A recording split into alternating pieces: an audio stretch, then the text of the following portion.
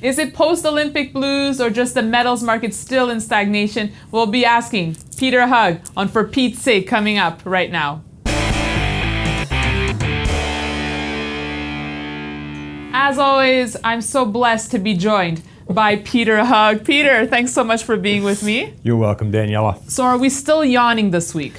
Yeah, I'm having trouble getting out of bed in the morning. I mean, this market's in a tight range, and as I've been mentioning for the last 2 weeks, I don't see a lot happening until after Labor Day. Is anyone awake at the trade desk, Peter? Everybody I talk to in North America is basically asleep, and all my buddies in Europe, they're all on holiday. Most of Europe is closed. Right. Well, we have U.S. retail sales coming out tomorrow, and many analysts think this number could print better than expectations.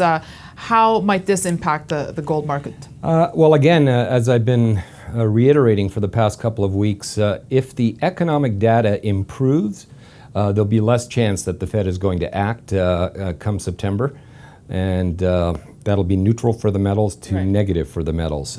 If the economic data between now and Labor Day continues to be somewhat negative, and in Europe the situation becomes worse, I think the impact of whatever action both the Eurozone takes and the Fed takes in September will be more dramatic, which could be very, very price positive for the metals. Now, let me ask you, Peter. Last week I spoke to some analysts who said that we could see an orderly rise in gold to the 1635, 1640 level, and then all of a sudden we could see a major breakout. What do you think of that point of view? Yeah, well, again, that's consistent with my feeling that gold's right now in a range of 1580, 1630.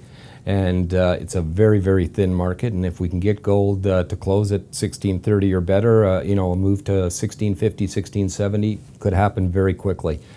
Likewise, if gold broke 1580, move down to 1550 could happen very quickly. It's a very, very tight range, and until the range is broken, I think we're just going to trade between 1580 and 1630 probably until Labor Day. Okay, what are you seeing on the silver front, Peter? Silver, again, is holding up better than I thought. If I would have expected silver to be in the low 27s, high 26s here with the slower economic growth on a global basis. But it's holding up well, and if gold can break up through 1630, I think silver testing 29 is a real possibility. Right, so the slowing growth in Asia could be impacting the silver market? Slowing growth globally should be impacting the silver market from a fundamental point of view. But if you're looking at silver also as a hedge, a dollar hedge like you would gold, silver should outperform gold if the markets go higher. All right, another news, Peter. Mitt Romney just announced his running mate, Paul Ryan. I spoke to some people who were saying this might be bullish news for gold. What do you think? And why so? Why? I roll my eyes. I think if Romney becomes president, I would be bullish the stock market and bullish gold. Whether Ryan can help him win that presidency, I think Ryan helps him win Wisconsin. Ryan's carrying a little bit of baggage, and to me, it's not a done deal just because Ryan's is VP that Romney's going to win this election. I think the debates coming up between Romney and Obama will be critical to determine whether Romney has a chance, and currently Obama's still leading in the polls. Should the Republicans win, it's generally good for the markets and definitely good for the stock markets. I mean, if you go with historical perspective. Right, so a Democratic win would be bearish for gold? Well, I mean, if you look at Obama's socialism, I mean, his tendency, again, you can make a case either side of this coin, because if Obama were to become president again and he were to continue with his budget deficit, $1 trillion spending, that would be positive for the price of gold. Right. But it's anti-business, and if Obama hurts the stock market, it could take risk capital off the table, and it could be negative for the metals. You could make an argument either side of that case. Okay. But I'm just wondering if one win over the other would favor the euro doing better. No, I think the euro or the U.S. dollar is not a matter of one party or another winning. It's a matter of what policies come into effect after the election. Will we fall off the fiscal cliff? Will there be some extension of those debt deadlines?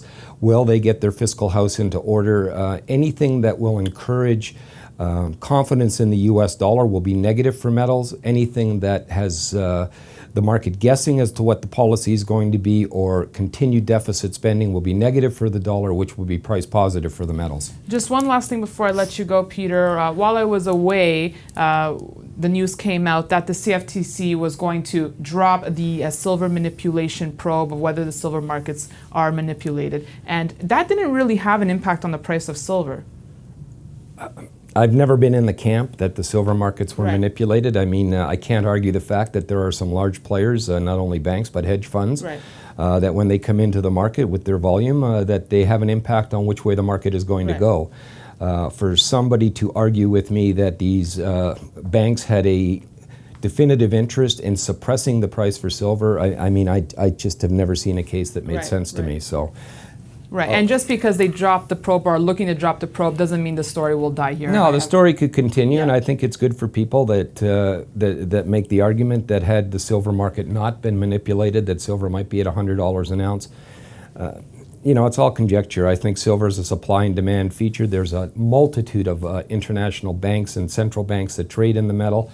For one bank to be able to corner the market, in my opinion, is, you know, I'm not going to use a strange word. I just hard for me to fathom.